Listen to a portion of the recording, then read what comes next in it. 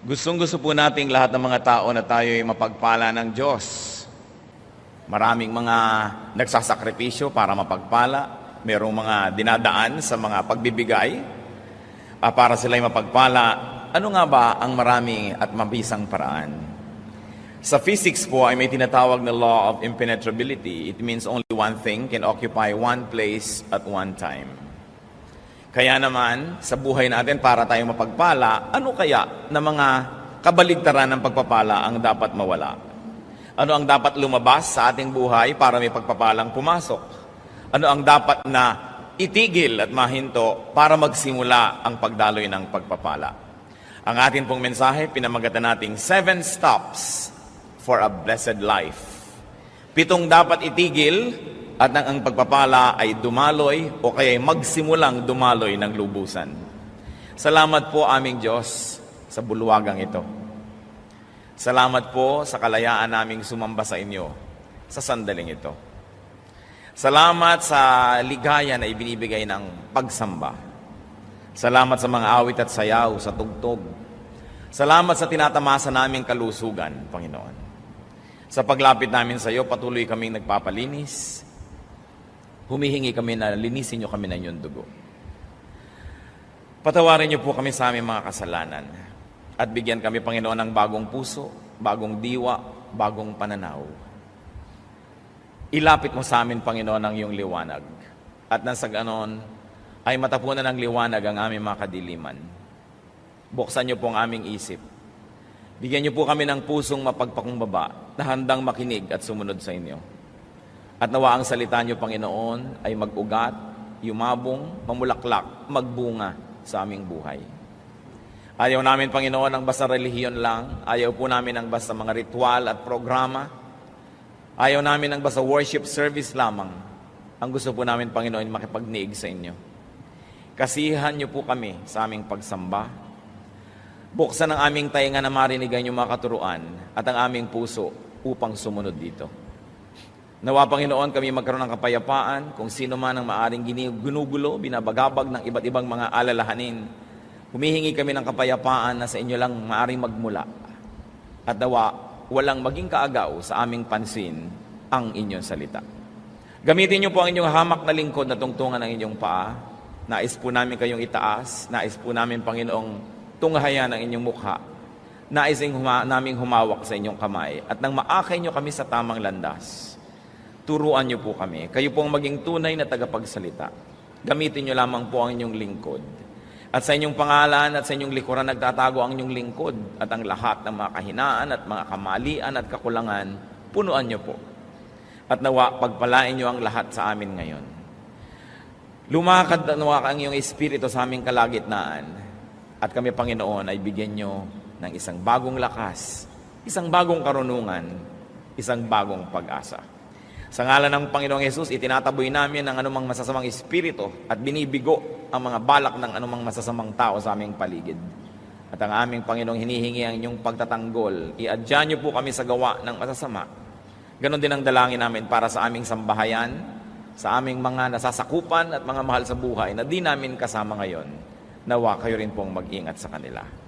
Nawa ang kapayapaan niyo'y maghari sa aming puso at ang salita niyo matanim na parang mabuting binhi. Hinihiling namin na inyong presensya at kami nananalig na inyong ibibigay ang hinihiling namin sapagkat ito ay aming Panginoong hinihiling sa pangalan ng iyong anak, ang aming tagapagligtas na si Jesus. Amen. 7 steps for a blessed life. Sabi po sa Jeremiah 7 verses 5 and 7, "If you really change your ways and your actions, then I will let you live in this place." Isang kondisyon ay binigay ng Panginoon sa mga tao. Kung talagang magbabagong loob kayo, papalitan ninyo ang inyong mga pamamaraan, hahayaan ko kayong manahan sa lugar na ito. At natural ang pinag-uusapan po ay isang bayang pinagpala, isang sitwasyon sa buhay na punong-puno ng pagpapala ng Diyos. Kaya sabi niya, "If you change your ways, I will bless you." We want blessings, we must be ready to follow the rules and to play it by the book.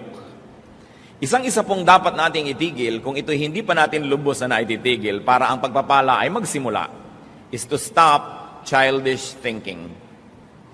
Tigilan ang pag-iisip bata. Pwede nating mithiin na magmukhang bata, hindi naman siguro masama. Pero ang mag-isip bata ay dapat ng talikuran. Because it is limited, simplistic, and selfish. 1 Corinthians 14:20, Brothers, stop thinking like children. In regard to evil, be infants. But in your thinking, be adults. So, atin pong bigyan ng diin. In regard to evil, be infants. Sa lahat ng bagay na may kaugnayan sa kasalanan at kasamaan ay maging isip bata, maging isip musmos. Walang alam, inosente, malinis. In fact, infants are younger than children. So better and cleaner and purer than children is what God requires. And in regard to thinking, be adults. Sa paggawa ng masama, walang muang. Subalit sa pag-iisip ng tama, tayo dapat ay mistulang mga may karanasan, marurunong na at may edad. In other words, the Bible is asking for maturity, for a kind of thinking that is understanding and accommodating. Ano pong application nito sa ating buhay ngayon? Tayo po ba ay nag-iisip bata pa? Kung minsan, ay marami tayong mukha at anyo. Pagka ang kaharap mo itong grupo ng mga taong to, ikaw ay mature. Subalit may mga tao na pag sila ang kaharap tayo, nagbabata-bata ang pilit. Pinipilit natin na tayo yung inuunawa, tayo lagi yung inaasikaso, tayo lagi ang iniintindi. Sabi, kailangan na tayo mag-mature sa maraming paraan. One of the saddest things that you can ever discover is not seeing people for a long, long time, and then after many years, when you see them, to discover that they have not matured at all. Hindi umidad sa pag-iisip. Tumanda lang ang itsura, dumami lang ang mga bilang ng taon, subalit hindi tumanda ang pag-iisip. Sabi nga nila, hindi baling tumanda basta may pinagkatandaan. Ang nakakalungkot po, may mga tao na kahit ilang dekada na ang lumampas sa kanilang buhay, ganun pa rin mag-isip. Ganun pa rin kakitid ang isip. Ganun pa rin karami ang mga hinihingi na bata lang dapat ang humihingi. Laging siya ang inuunawa. Paano po ba mag-isip ang bata? Siya lagi, pagka nagugutom, iiyak. Kailangan itigil mo lahat ng iyong ginagawa para siya pakanin. Pagka meron siyang hindi gusto, iiyak. Dadaanin ka sa iyak, iba-blackmail ka. Emotional blackmail. Hindi siya marunong magpakain sa sarili, papakainin mo pa. Hindi siya marunong magligpit ng kanyang mga kalat, ipagliligpit mo pa. Hindi niya maipagtanggol ang kanyang sarili. Subalit ang mga tao po na nagmamature, nababaligtad, nalalaman mo na nagmamature na ang iyong anak, ang iyong pamangkin, ang mga bata, kung tumitigil na sila unti-unting kailangang laging alagaan, at pagkatapos natututo sila na maging responsable, at pagkatapos sila na ngayon na nag-uumpisang mag-alaga sa iba, sa mga nakakabata, sa kanila o sa mga sobrang matatanda na, then we really show signs of maturity. Kahit po sa ating espiritualidad, kung lagi ka na lamang na kailangang ipanalangin, kailangan ka laging paalalahanan, ligaw-ligawan para umattend sa worship, sundu-sunduin, ibig sabihin, isip bata pa tayo. Kasi tayo pa yung inaalagaan. Pero dapat dumadating na sa panahon na tayo naman naghahanap ng aalagaan. Sino naman kaya ang aalagaan ko? Ano naman kaya ang gagawin ko para makapag-alaga ng iba? Napakahalaga na gumraduate tayo from being childish to maturity.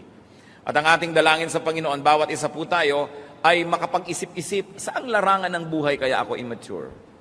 Sapagkat yung pong mga immature o isip bata, sila ang kahuli-hulihang nakakaalam na sila isip bata. Kaya kung sa palagay nyo po, ay hindi kayo isip bata, baka tayo yung kandidatong mag-isip na isip bata tayo. Kaya siyasatin ang sarili. Isa pa pong dapat itigil is to stop ways that do not work. Tigilan ng ating mga pamamaraan na talagang nagasgas na pero hindi naman tumatalab. May mga pamamaraan tayo ng pakikitungo sa ating magulang, hindi naman tumatalab. Ganon din pakikitungo sa asawa, sa anak. Mga pamamaraan at ng pamumuhay, pero wala namang epekto. Hindi naman nagbubunga ng mga gusto natin. Dapat nating palitan yan. Sa 1 Timothy 5:23, ano po ang payo ni Paul kay Timothy? Stop drinking only water and use a little wine because of your stomach and your frequent illnesses. Baka naman yung mahilig sa inyo maglasing, biglang ito ngayon ang inyong favorite verse. Hindi naman paglalasing ito, yung wine, yung table wine, nakasabay sa pagkain. yung wine na ininom din ng Panginoon doon sa Lord's Supper. Hindi nakalalasing na inumin, kundi kasabay ng pagkain, lalong-lalo na doon sa Mediterranean area. Sabi ni Paul, alam mo na yung kaiinom mo lang ng tubig ay hindi tumatalab, yung sakit ng tiyan mo ay hindi gumagaling, ay tigilan mo ang pag-inom lang niyan at uminom ka ng kaunting wine at nang sa gayon ay gumaling ang iyong karamdaman. Sapagkat alam niya naman nung araw, ang mga tubig ay galing sa mga balon, galing sa kung saan-saan, maaaring may dalang sakit. At dahil itong mga misyonary ay kung saan-saan umiinom, kung saan-saan nakakarating, maaaring kung ano-anong mga karamdaman ang natatanggap nitong katawan ni Timothy. Kaya sabi ni Paul, huwag na muna yan ang iyong inumin because obviously it doesn't work. Bagamat ang pinag-uusapan po dito is a purely medical issue, maaari tayong kumuha ng inspirasyon sa verse na ito para sabihin, ano ba ang mga iniinom kong dito matalab? Ano ba ang ginagawa ko sa buhay na hindi naman nagbubunga ng kanais-nais?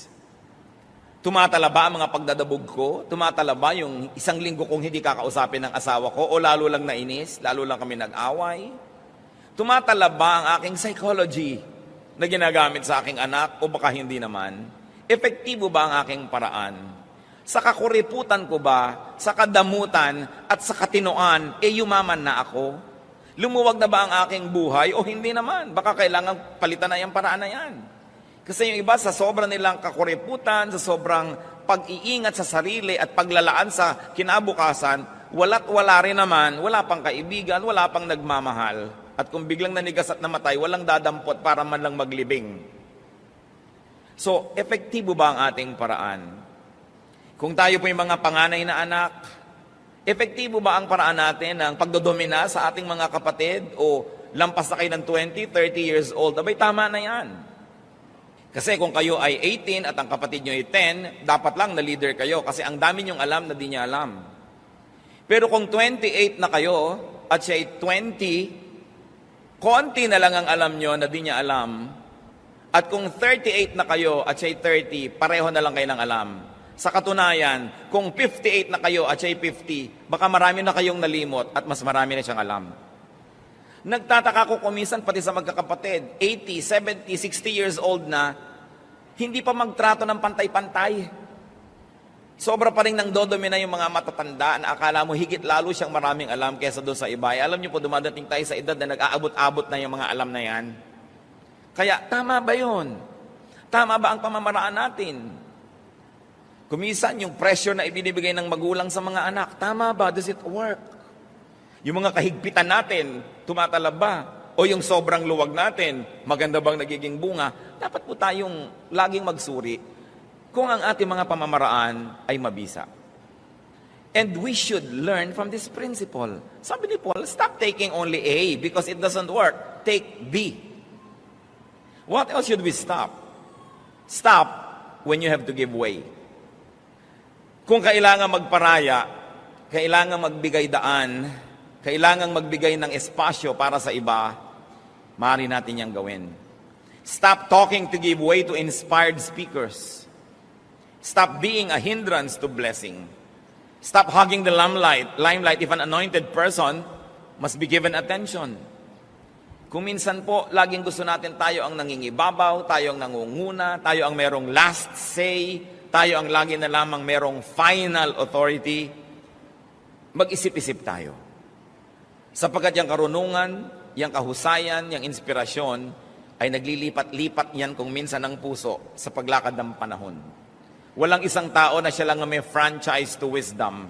Kahit pa nga siya ang pinakamatanda, kahit pa nga siya ang pinakamarunong dati, o kahit pa nga siya ang pinakamaraming pera.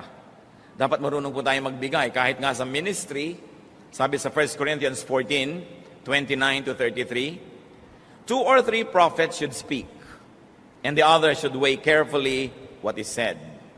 And if a revelation comes to someone who is sitting down, the first speaker should stop. For you can all prophesy in turn, so that everyone may be instructed and encouraged. The spirits of prophets are subject to the control of prophets. For God is not a God of disorder, but of peace. Ito pong kontekstong pinag-uusapan, sapagkat marami noon ang mga propeta, at maraming nagsasalita, kung minsan na hindi na magkamayaw sa pagsasalita, kani-kanya nasabay-sabay, wala nang nakikinig at wala nang pinakikinggan. Kaya ang sabi ni Paul, kung merong isa na nakaupo at hindi siya ang nagsasalita, subalit may dumating sa kanyang inspirasyon, hayaan siyang tumindig at magsalita, at yung nagsasalita tumigil muna at umupo at makinig. Ang dapat lahat ay magkaroon ng pagkakataon na marinig at makinig, at nang sa gayon ang lahat ay mapagpala. Hindi natin kailangang laging dinodomina ang mga usapan. Kadalasan sa mga pamilya, sa mga magkakaibigan, meron ang parang isang dominant figure. Dapat ba nating katandaan na at kamatayan na yung ganon? Lagi na lang siya ang masusunod, lagi na lang siya ang bida. Dapat din tayo mag-isip-isip. At kung tayo po ay merong ganitong uri ng otoridad sa ating mga pamilya, sa ating mga nasasakop, ay magbago-bago na rin tayo ng sistema. Makinig naman tayo sa iba. Magtanong-tanong naman tayo, gusto nyo ba ito ang gagawin natin? Kakain tayo sa isang restaurant, ano bang gusto nyong kainin? Hindi ako na lang lagi yung order ko, mo akong magbabayad. Tinuturuan po tayo na magbigay daan sa kapwa. Sapagkat ang bawat tao binibigyan ng Panginoon ng kakayahan, ng karunungan. At kung susupilin natin sila ng susupilin, lagi na lang isa ang susundin ng lahat, at hindi siya magbibigay daan, maraming buhay ang masasayang. Nabuhay, namatay, hindi man lang narinig ang tinig, hindi man lang nakapag-ambag ng karunungan, o kaya hindi man lang napagbigyan. And that is very unkind to do, not to give way to people. Kaya kung sino man po ang may positions of authority, positions of prominence, we've got to think about these things. Magbibigay-bigay naman ako. Hindi laging ako na lang. At pag nangyayari po ang maituturing sa biglang tingin na maliliit na bagay na ito, doon lamang natin makikita yung Espiritu ng Diyos na kumikilo sa ating buhay. Na yung pala, ang tunay na kadakilaan ay yung pagpaparaya. Na ang tunay na tayog ng isang pagkatao ay yung pagbibigay daan sa iba. Hindi laging tayo ng tayo. Kahit kung minsan sa magnobyo, kung nakagawian na laging si babae ang nasusunod, tau-tauhan na lang yung lalaki. O kaya yung lalaki ang nasusunod, anino na lang yung babae. Hindi ganyan ang pakikisalamuha at pakikitungo. Kailangan tayong maging makipagkapwa. Kaya napakaganda po ng salitang Tagalog dyan yung makipagkapwa, kapwa-tao. Ano ba yung tao? Yun ang kahulugan ng lahat ng nilikha ng Diyos na mabubuti at maganda sa atin. Hindi tayo hayop, tayo'y tao. At kung ikay nakikipagkapwa-tao, yung respetong gusto mong tanggapin ay ibinibigay mo rin sa iba. Kung gusto mong tumatahimik sila pag ikay nagsasalita, ay tumatahimik ka rin pag nagsasalita sila. Kahit mas bata sila, kahit mas mahirap sila, kahit mas mababa ang ranggo, dahil sila ay kapwa-tao. Pareho lang tayong may kaluluwa, may damdamin, may espiritu, parehong nilikha ng Diyos, parehong nalulungkot at natutuwa, parehong may mga pangarap at mga hangarin. At kung pagbibigyan po natin ng mga ganyan, lalo tayo halimbawang may mga kapangyarihan, mga amo, ikaw na lang may karapatang magkaroon ng sakit ng ulo. Ikaw na lang may karapatang magkaroon ng mood. Ikaw na lang may karapatan na magpahinga. Kaya nga po yung mga sensitive na mga amo o mga employers, sinasabihan din niya, maski household help o bining, pag may isang umaga no gumising kang napakasama ng pakiramdam mo o hilo ka o masakit ang ulo mo, sabihin mo. At pagtatrabahuhin pa rin kita. Ganon kaya yon? Di sabihin mo para makagawa kami ng paraan. Kung kailangan mong humiga, maghapon. Paminsan-minsang nangyayari, kailangan binibigyan natin ng pagkakataong maging kapwa-tao, yung tao. Kasi lalo sa atin po, napakahirap sa ating mga household staff. Hindi na sila makadaing. Maliban na lang siyempre nangingisay at naninigas na talagang emergency case na, yun, malalaman na ng employer. Pero kung basta medyo may konting nararamdaman, medyo nahihilo-hilo, malay pa ba natin, natatanong ba natin? Magbibigay daan tayo. Hindi laging tayo lang. Kung sa sanlibutan ay nangyayari ang ganyan, hindi marapat mangyari sa mga anak ng Diyos. Because we are a royal priesthood, a holy nation, a people who belong to God. Na dapat nakikita hanggang sa mumunti nating pakikitungo sa ating kapwa, yung tayog ng salita ng Diyos. Meron pa pong isang dapat tigilan, stop judging others. Tumigil tayo ng paghuhukom at paghuhusga sa kapwa. lalong-lalo't kakaiba ng ating paniniwala ang paniniwala nila, kakaiba ng ating mga pananaw at paninindigan ang sa kanila, dapat tigilan natin ang pagsabing mali sila at tayo lang ang tama. Dapat nating tigilan ang pagsabi sa mga taong sila ay naliligaw dahil lamang hindi tama, hindi landas natin ang kanilang sinusunod. Romans 14 verses 1 to 13, ito po tungkol sa paghuhusga ng mga Kristiyano sa kapwa Kristiyano sa mga issues ng buhay. Accept him whose faith is weak without passing judgment on disputable matters. One man's faith allows him to eat everything, but another man whose faith is weak eats only vegetables. The man who eats everything must not look down on him who does not, and the man who does not eat everything must not condemn the man who does, for God has accepted him. Who are you to judge someone else's servant? To his own master he stands or falls, and he will stand, for the Lord is able to make him stand. Ano pong unang binabanggit dito? Kasi meron noon mga tao na Hudyo ang kanilang pagiging background. Pagkatapos meron naman ng mga Gentiles na naging Kristiyano. Alam niyo po yung mga Hudyo, maraming di kinakain. Ngayon, yung mga Gentiles, lahat ng gumagapang, lumilipad, tumatakbo, lumalangoy, kinakain. So, i-judge naman ng mga Gentiles yung mga Hudyo. Ang arte-arte nyo naman. Yan, ang dami-dami yung hindi makain. Samantalang pinalaya na tayo ng Panginoon, nakainin ng lahat. Yan namang mga Jews, i-judge nila yung mga Gentiles. Makasalanan kayo. Kumakain kayo ng palaka. Kumakain kayo ng mga hito. Kumakain kayo ng mga burong talangka, etc., etc. At sila ay nagsisiraan. At sabi ni Paul, huwag kayong ganyan. Kung ang gusto mo lang kainin ay gulay, gusto mo vegetarian ka, di vegetarian ka, pero humusgahan yung kumakain ng mga lumilipad na insekto. At ikaw naman, kumakain ka ng dinosaur, huwag mong pintasan yung gulay lang ang kinakain. Sabi, kanya-kanya tayong konsyensya, tumaharap tayo sa Diyos tungkol dyan. One man considers one day more sacred than another. Another man considers every day alike. Each one should be fully convinced in his own mind. So meron namang sobrang legalista kung kailan ang Sabat. Meron namang nagsasabi na, basta ang sabi ng Panginoon, 6 days of work must be broken by a 7th day of rest. Sa factory ako nagtatrabaho Tuesday ang off ko. Bakit ko ipipilit na maging Sabado yon? Matatagalan ako ng trabaho. Sabi naman nung nagpipilit na Sabado, di matagalan ka ng trabaho, magutom ka, pero sundin mo dapat ang Sabado. Mag-aaway-away ngayon sila. Sabi ni Paul, may taong ang tingin niya sa isang araw na yun ang banal. Mayroon namang isa, ito ang banal. Di huwag kayong mag-away. Hayaan mo siya. Kasi lahat naman ng araw sa Diyos ay pareho. Siya naman ang lumikha ng lahat ng araw. At ang itinuturo po ng Biblia, on the 7th day you will rest. 6 days you shall labor, and on the 7th you rest. Mahalaga ba kung saan tumama yung 7? O ang mas mahalagay, pinagpapahinga ka ng Diyos na walang 7 araw na tuloy-tuloy na pagtatrabaho. Magpapahinga ka. Kaya po, ito'y pinag-aawayan ng maraming tao maging hanggang ngayon. Nalilimot nila itong sinasabi ni Paul dito na, huwag kayong manghusga. Kung sa kanya yun ang banal, di yun ang banal. He who regards one day as special does so to the Lord. He who eats meat eats to the Lord, for he gives thanks to God. And he who abstains does so to the Lord and gives thanks to God. For none of us lives to himself alone, and none of us dies to himself alone. If we live to the Lord. And if we die to the Lord. So whether we live or die, we belong to the Lord.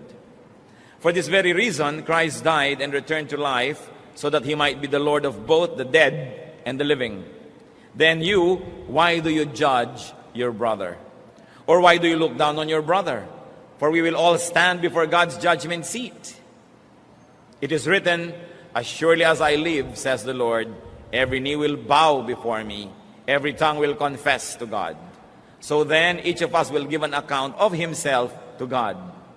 Therefore, let us stop passing judgment on one another. Instead, make up your mind not to put any stumbling block or obstacle in your brother's way. So first of all, on dietary issues, sinabi, kanya-kanya yan. Sapagkat sa Old Testament, maraming regulasyon.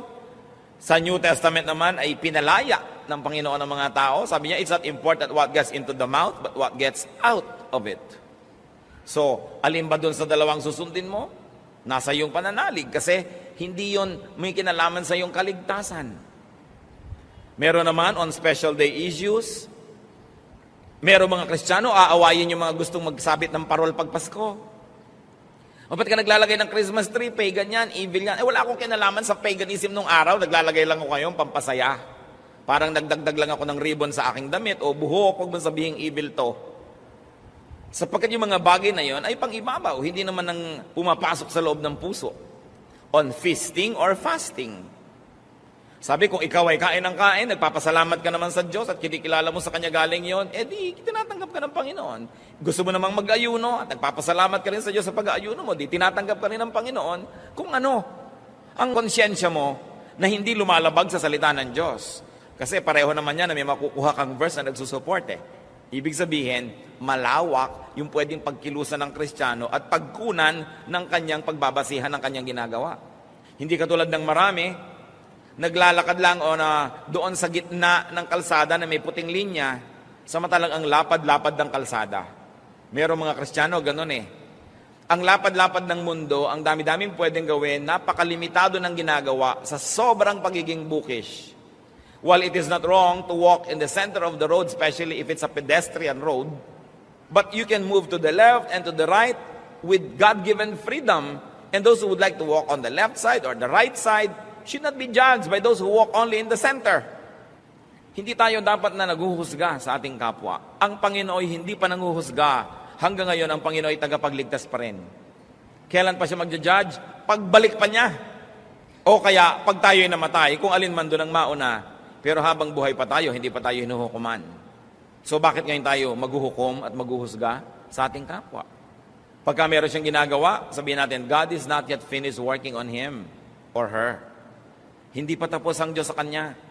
Kaya mga iba, bakit nasa choir yan? Di ba meron pa yung ganito, ganong kasalanan? Hindi pa tapos ang Diyos. Kasi kung tapos na ang Diyos sa kanya, ting, mawawala na siya. Nandun na siya sa kabilang buhay.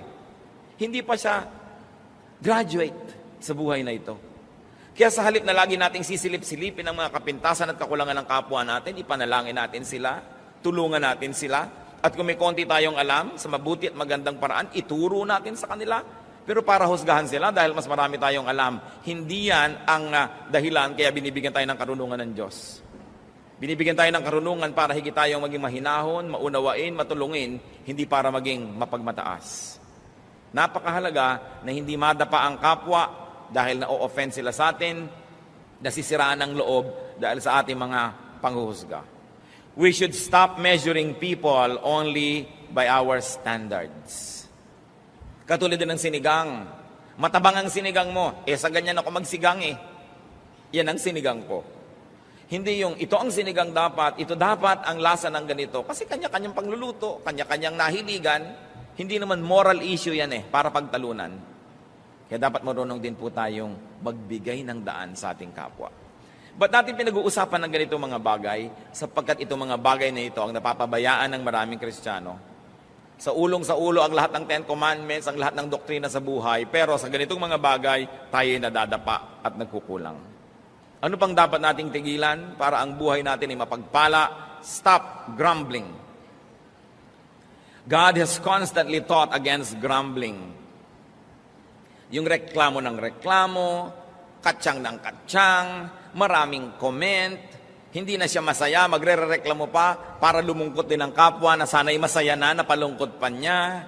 Laging maraming mga puna, maraming pintas. Dapat na itong itigil. Alam niyo kung bakit ito pinagdidiinan? Kasi 99% ng mga Kristiyano guilty pa dito. Walang tigil ng karareklamo. Walang tigil ng kahahanap ng maipipintas, ng mga kasiraan. Samantalang dapat hinahanap natin kung ano yung mabuti, kung anong maganda, kung anong mapupuri. Kung ano ang pagpapala na naroon na. John 6:43, stop grumbling among yourselves, Jesus answered. At isa ito sa mga paulit-ulit na turo sa Biblia, Old or New Testament alike. Stop grumbling.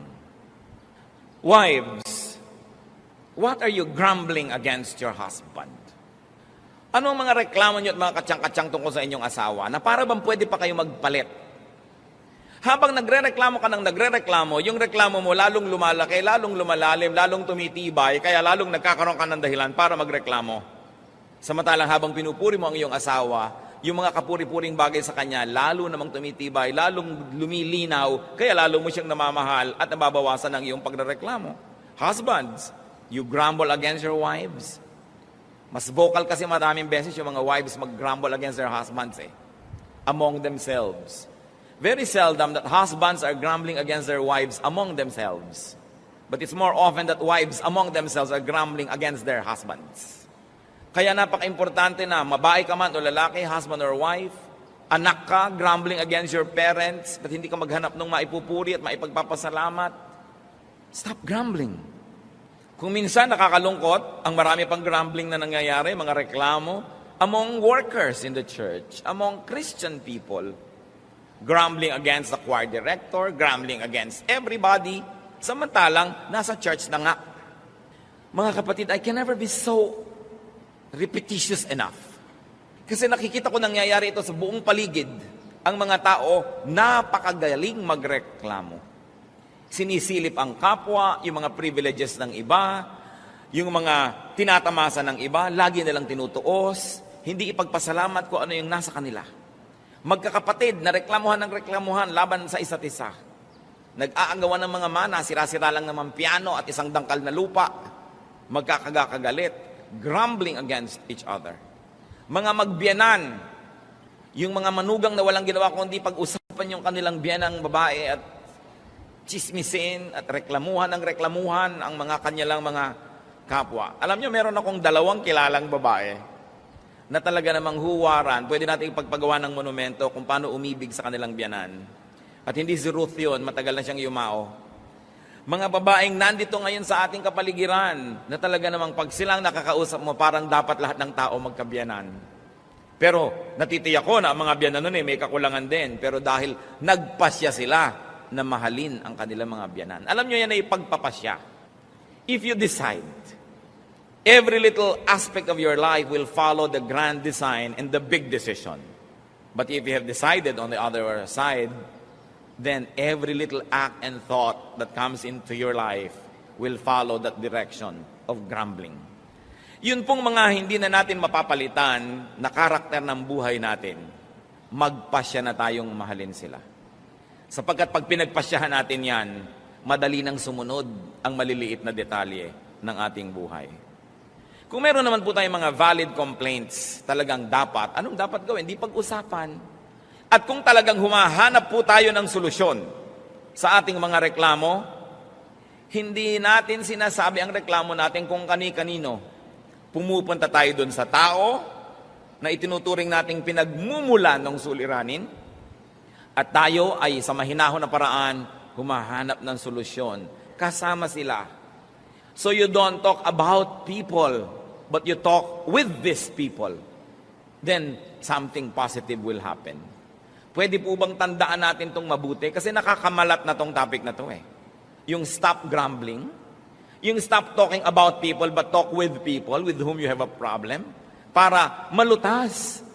Because when you talk about people, the problem will never be solved. And because walls have ears and potatoes have eyes, even corn has ears. Anong mangyayari? Makakarating sa pinag-uusapan nyo yung balita. Magsasalita din siya, makakarating sa inyo, lumala na ng lumala, samantalang hindi naman kayo nag-uusap. Ito isa na nating palitan na paraan.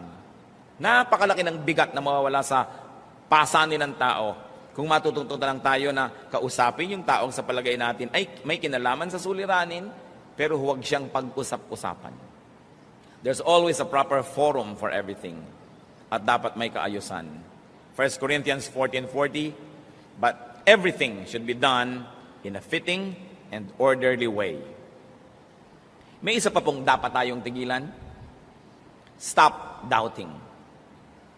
Faith is everything. John 20:27. Then he said to Thomas, this is the Lord saying to Thomas, put your finger here, see my hands, reach out your hand and put it into my side. Stop doubting and believe. Mga kapatid, mag-isip tayo. Anong pangako ng Diyos ang pinagdududahan nyo? Anong salita ng Diyos na napakalinaw sa Biblia ang pinagdududahan nyo? Sabi ni Lord, stop doubting. Believe. Ang nangyayari sa ating buhay ay inuukit at binibigyan ng anyo at kulay ng ating pananampalataya. Ang maaari lang maganap ay yung lang pinaniniwalaan natin. Faith can extend or limit us. Kaya napakahalaga, panindigan ang mga pangako ng Diyos. Hindi ibinigay, hindi isinulat ang mga pangako ng Diyos para pagdudahan. Ibinigay yan para panindigan, panghawakan, sandalan, tindigan, para tayo magkaroon ng kapayapaan, katahimikan, kaayusan sa ating buhay. Ang lahat ng patuloy pa ring nerbyoso ay kulang ng pagtitiwala sa salita ng Diyos. Ang mga lagi pa rin na sinasakmal ng takot ay kulang ng pagtitiwala sa mga pangako ng Diyos. Ang mga takot na takot maghirap at baka walang makain, salat na salat sa pananalig sa sinabi ng Panginoong Jesus.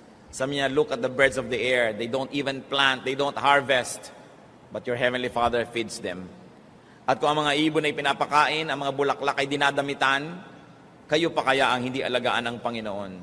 Mga mabababaw na mga pananalig, sinabi ng Panginoon. Ano po ang inyong mga takot? Gusto kong pag-usapan natin yan eh. Ano mga takot natin? Sa palagay nyo ba, hindi mas malaki ang Diyos dyan sa takot na yan? Pero habang may mga takot tayo, nabubuhay tayo sa nerbiyos, sa pangamba, sa panghihina, ibig sabihin, mahina ang pananalig. Nagdududa sa salita ng Diyos na ito'y totoo, ito'y mapanghahawakan at magaganap nga. 2 Peter 3:9, the Lord is not slow in keeping His promise.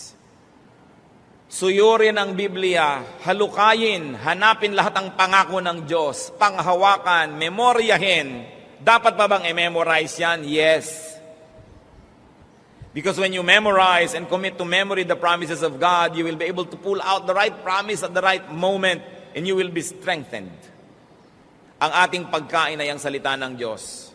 Hindi ba sabi ni Satanas kay Lord, kung talagang Diyos ka, gawin mo mga pagkain niya mga bato. Sabi niya, man does not live by bread alone, but by every word that comes from the mouth of God. Anong isa sa mga kahulugan niyan? Ang pagkain natin ay ang salita ng Diyos. Nangihina ka, physically, kakain ka ng pagkain, iinom ka ng mga vitamins, iinom ka ng mga herbs, at kung ano-ano pa, para ka lumakas. Spiritually, nangihina ka, ang pagkain mo ay salita ng Diyos. Ano? Ang kanyang mga pangako. Ay, maaalala ko yung pangako na yun ng Diyos. Kakainin ko ngayon yung pangako na yun. Malakas na ako kasi kumain ako ng tama kong kainin. Kaya yung panghihina, isa lang po yan na sintomas na tayo'y mahina sa pananampalataya. Ang mga anak ng Diyos ay victorious because God is victorious. Malalakas ang loob dahil kakampi natin ng Diyos. Masisigasig, hindi lalampalampa, hindi hihina-hina. It is the devil who comes to steal, to kill, and to destroy. But Jesus says, I have come that you may have life and have it to the full. A full life. Don't just exist. Get a life, a full life. At kailangang panghawakan natin literally ang mga pangako ng Diyos. Pag sinabing ganon, gawin. Pag sinabing tigil, tigil. Pag sinabing go, go. Pag sinabing this is my promise, claim it. Nothing happens to people who do not believe. Kahit sa mga imbensyon, nakaka-imbento yung mga tao na naniniwala sa kanilang magagawa.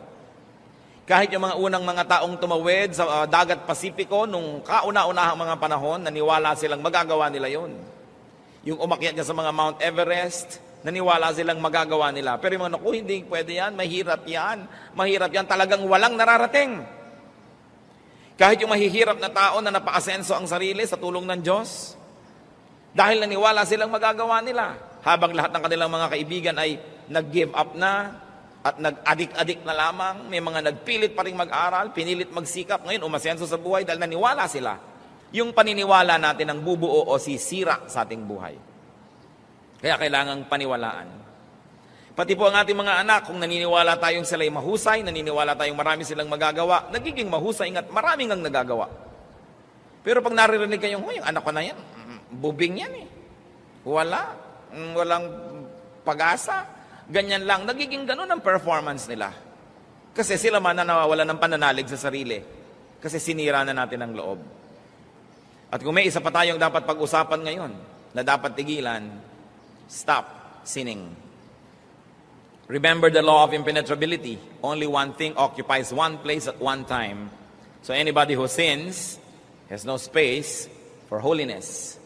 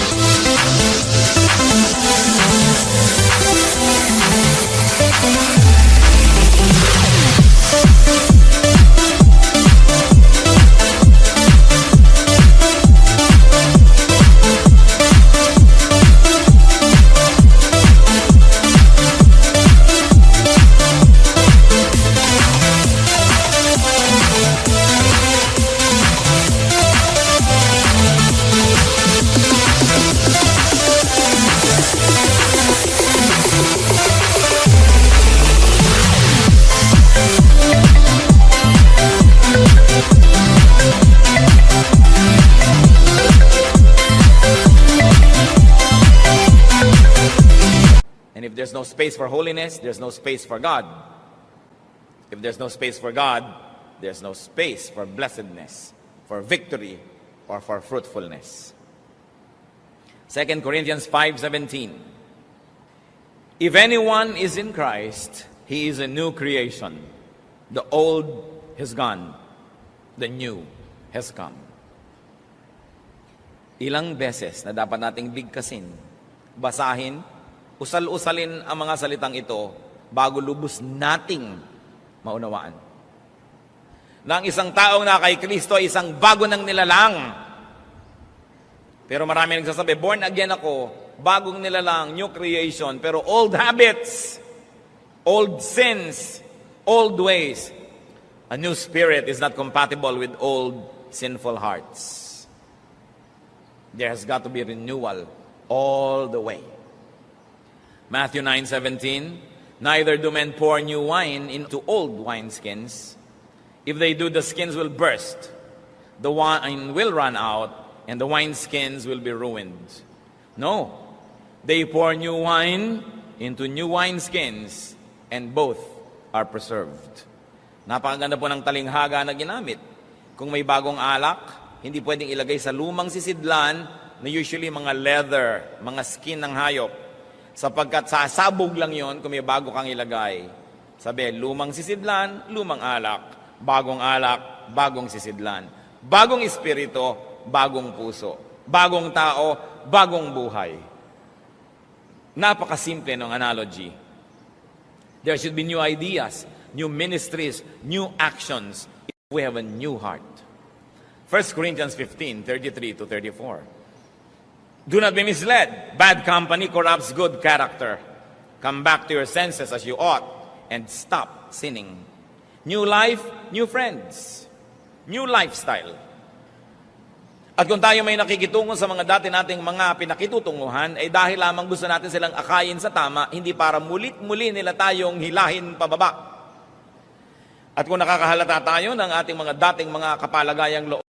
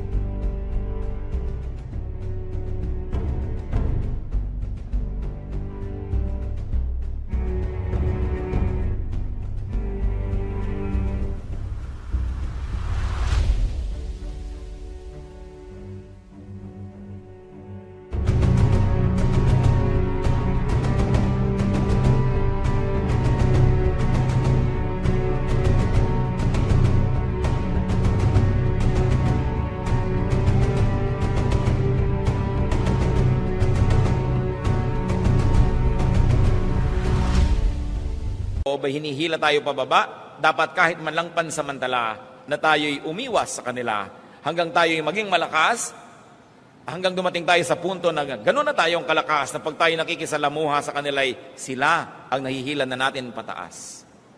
Pero hindi maaari na umasa tayo na magkaroon ng bagong buhay, pero lahat ng mga luma nating mga pakikitungo na may kasamaan, kamalian at kasalanan ay ipagpatuloy pa. Meron pa nga nakikiusap sa akin, Pastor, pwede po ba tayo mag-Bible study sa aming bahay? Saang bahay? Sa bahay po namin ni ganon. Panginoon kong Diyos, ikaapat mo ng asawa yan.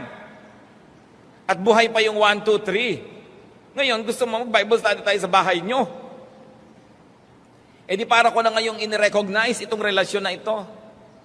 Gusto mo pala mag-Bible study, tanggalin mo muna sa buhay mo yung 2, 3, 4. At mag-ayus-ayusin mong yung buhay. Kasi oras na nakasanayan na yon, hindi na mahapdi, hindi na masakit. Ang kasalanan na inaalagaan ay wala ng kirot. At katunayan yan, pag nakasanayan ng kasalanan, pag tinatanggal mo, dun pa ngayon makirot. Pero parang isang bulok ng ngipin, ayaw mong ipabunot sa dentista dahil masakit ang pagbunot. Kaya pagtsatsagaan mo na lang na buong buhay, sumasakit-sakit. Sa buhay po natin, kuminsan kailangan ng drastic surgical procedures. Merong dapat pinuputol. Hindi na pinag-iisipan pa, lalo't malinaw na inuutos ng salita ng Diyos na dapat tanggalin sa ating buhay. Kaya nga po yung isang taong pinagaling ng Panginoon, nung makita niya muli doon sa may templo, sa John 5:14, later Jesus found him at the temple and said to him, "See, you are well again. Stop sinning, or something worse may happen to you." Para po tayo tulad ng taong ito, may sakit, may karamdaman, pinagaling na ni Jesus. At nung makita ni Lord dito sa bulwagan ng Panginoon, kasi sa temple daw nagkita di ba itong ating temple? Sabi niya, aba, magaling ka na pala, ha? Di ba't pinagaling kita? Opo. Sabi ni Lord, tigil-tigilan na ang mga kasalanan, ang pagkakasala, dahil maaring may mas masahol pang mangyari sa iyo kaysa nung bago kita pinagaling. Stop sinning, or something worse may happen to you. That is from the mouth of the Lord. At sa palagay nyo, ito'y isinulat sa Biblia para lang tingnan natin as history. No, this is current events. Because this is universal message. It's telling us, stop sinning, or something worse may happen to you. So do not just wish and pray for blessedness. Take concrete steps. Take sure steps to a blessed new life. Ano po ang mga 7 stops natin? Stop childish thinking. Stop ways that do not work. Stop talking to give way to others. And of course, it's not only talking. It means give way to others. Stop judging others. Stop grumbling. Stop doubting. And very importantly, stop sinning. And when we stop these things, we begin to go for glory. Because only one thing occupies one place at one time. Unless you stop doing wrong, you cannot begin doing right. Heavenly Father, thank you for your reminders. Salamat sa kabutihan nyo. Salamat sa mga paalala. Dalangin namin, ito man lang 7 na pinag-usapan, mabigyan namin ng pansin sa buong taon. Huwag mawala sa aming alaala. Maipamuhay namin. At Panginoon, kami po'y pumuposisyon doon sa daanan ng iyong pagpapala. Sa pagsunod namin sa iyong mga salita, isinasahod namin ang aming mga kamay para tumanggap ng iyong mga pagpapala. Nawa ay dinggin mo ito. At nawa ang pagbabago'y makita mo sa amin. At nang sa gayon, batupad ang mga mabubuti mong hangarin sa amin. Mga kapatid, panandalian tayong magbulay-bulay. Kung alin man sa 7 ang dapat bigyan ng madiin na pag-iisip, mag-isip-isip. Humingi ng kapangyarihan sa Diyos na siya'y ating masunod. At nawa magkaroon tayo ng tunay na isang pinagpala, hindi lang na bagong taon, kundi isang buhay na punong-puno ng pagpapala.